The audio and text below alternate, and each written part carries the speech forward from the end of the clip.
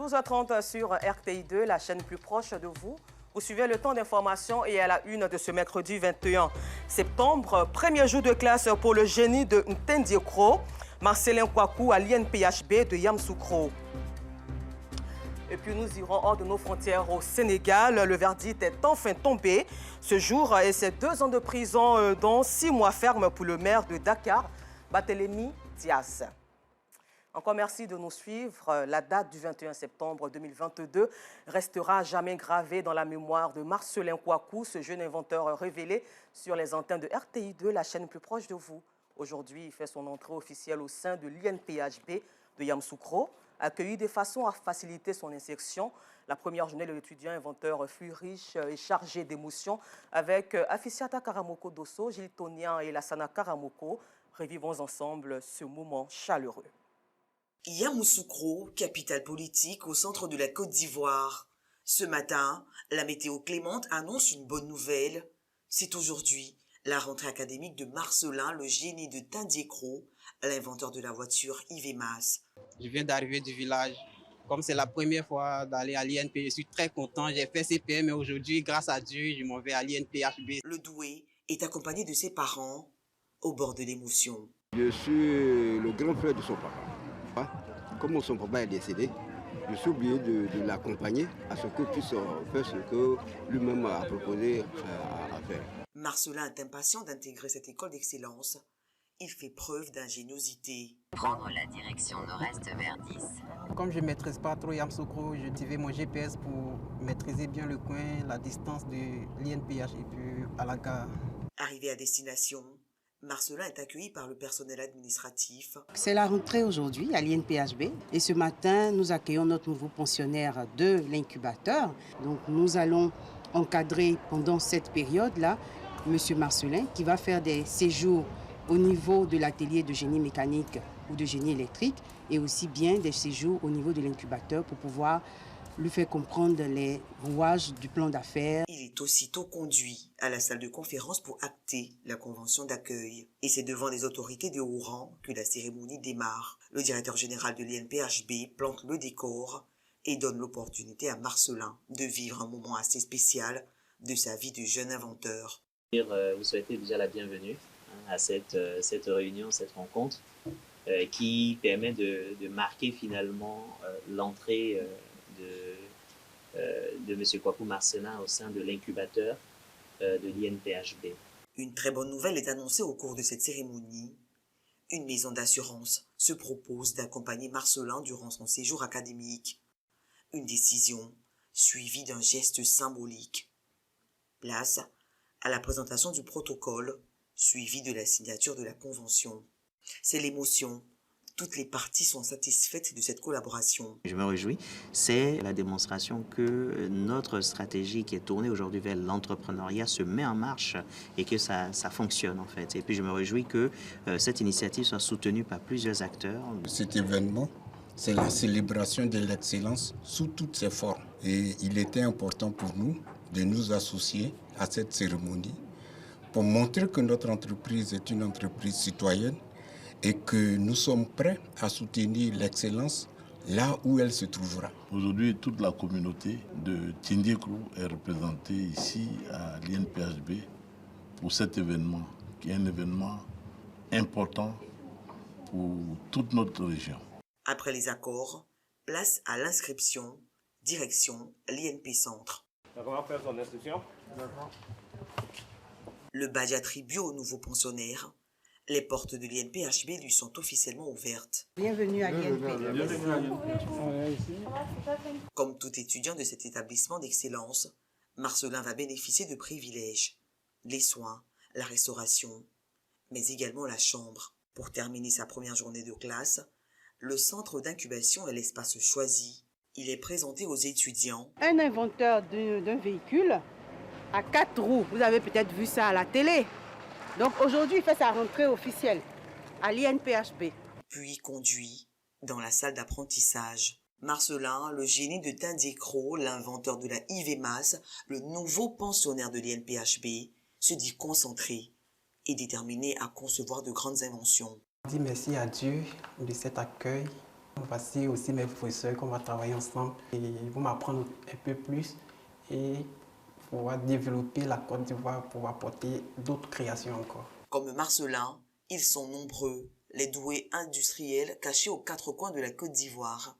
Ils attendent d'être révélés pour hisser très haut le drapeau ivoirien. Bonne chance à Marcelin pour cette nouvelle aventure. De la région des lacs, rendons-nous à présent dans la région des lagunes, à Abidjan, où de plus en plus d'enfants disparaissent. Et pour cette rentrée scolaire, attirer l'attention des parents sur la vigilance était plus que nécessaire. Cette responsabilité incombe seulement aux parents ou aux enfants parfois indisciplinés. Élément de réponse dans ce reportage.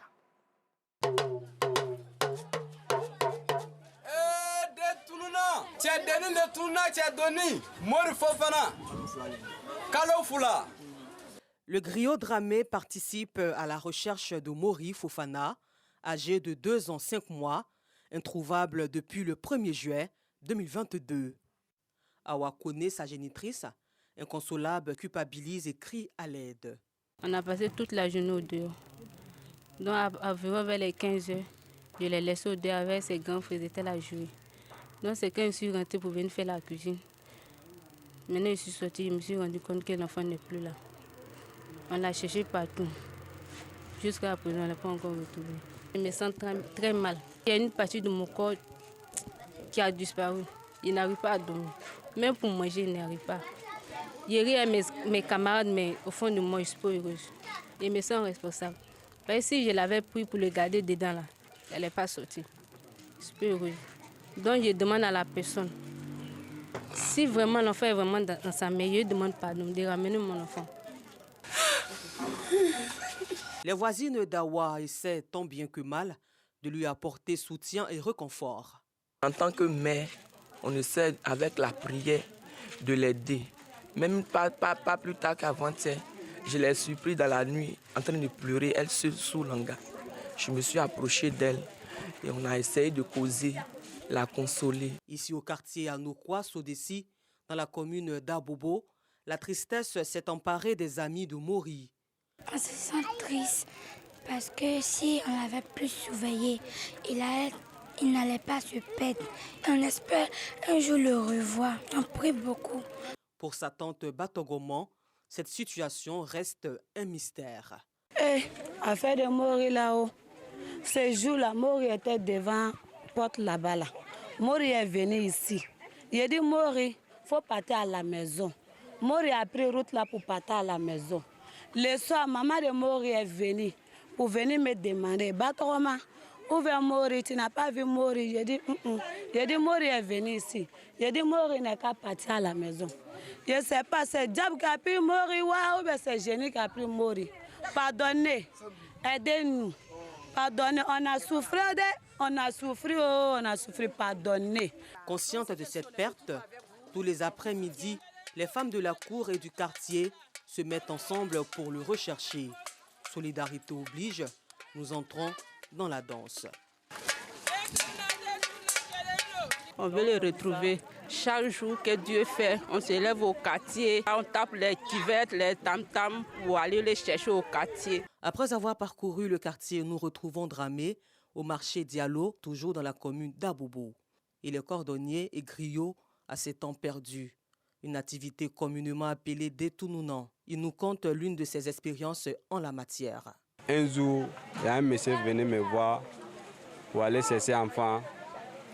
On a cherché 2 jours, on n'a pas trouvé. Mais on a entendu les nouvelles vers de Kogodi, une fille. On a trouvé comme ça. Si les parents viennent me voir, on dit que les enfants sont perdus. Nous ne parlons qu'à 15 000. Si Dramé prend 15 000 francs CFA par recherche, ici au quartier Gobelé dans la commune de Cocody, Amadou Djomba, alias Tchepi, exerce gratuitement cette activité. Il dit le faire volontairement pour aider les familles en collaboration avec l'ONG Lumière de Vie qui lutte pour le bien-être des enfants. Je ne suis pas un griot, mais moi-même j'ai cherché mon mégaphone et j'ai commencé, quand il y a un enfant qui n'est pas en place, on vient m'informer et puis je prends le mégaphone et je me promène dans le quartier. Lorsque nous mettons la main sur ces enfants-là, nous travaillons en équipe.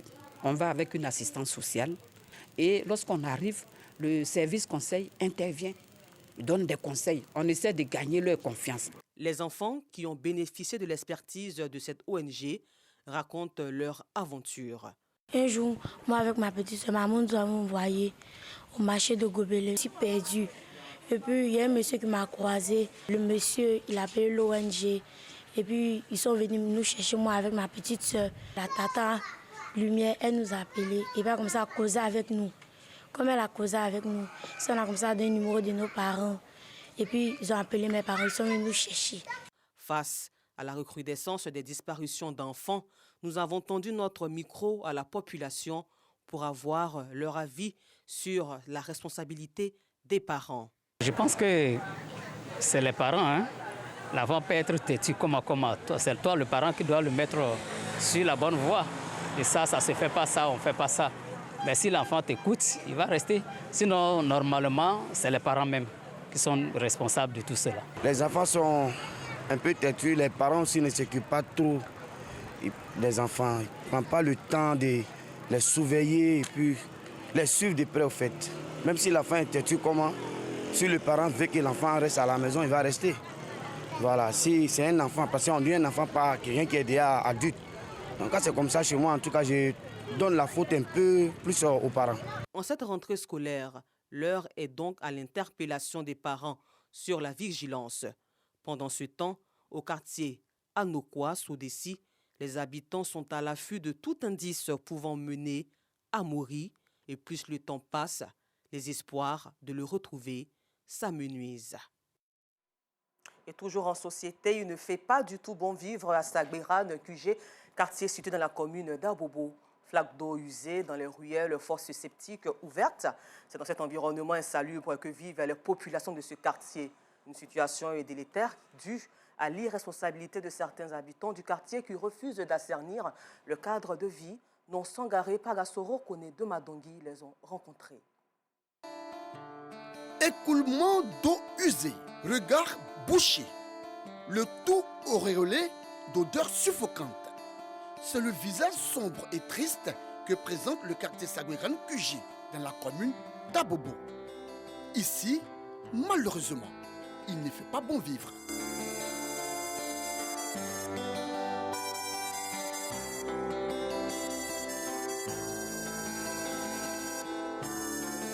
À Sagbérane QG, difficile d'accéder à son domicile sans côtoyer la boue, mais aussi ses eaux sales et nauséabondes, source de maladies. Partout, il y a l'eau sale, il y a moussile, il n'y a pas caniveau. On ne dort pas bien à cause de moussile. On vit au quotidien avec les moustiques. Tous mes enfants sont tombés malades. Dans ce quartier, la cohabitation est très difficile. Ici, on ne nous considère même pas. Lorsque tu te plains, ça devient palabre. Tous les matins, Barré, élève en classe de 6e de cours moyen 2e année, et ses amis doivent traverser ces boues et eaux aux odeurs insupportables pour se rendre à l'école. Une traversée qui n'est pas toujours aisée.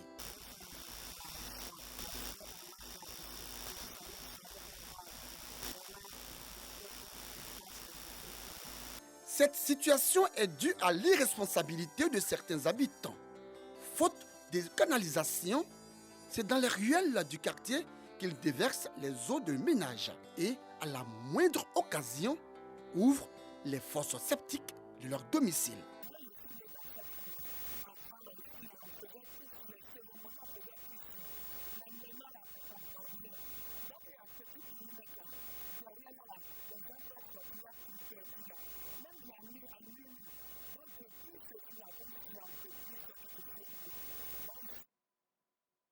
Et pour terminer, nous le disions en titre, ce mercredi 21 septembre, après son jugement en appel pour la mort d'un homme tué par balle en 2011 dans un contexte de violence politique, la justice sénégalaise a confirmé la condamnation du maire de Dakar, Barthélémy Diaz, à 2 ans de prison, dont 6 mois ferme.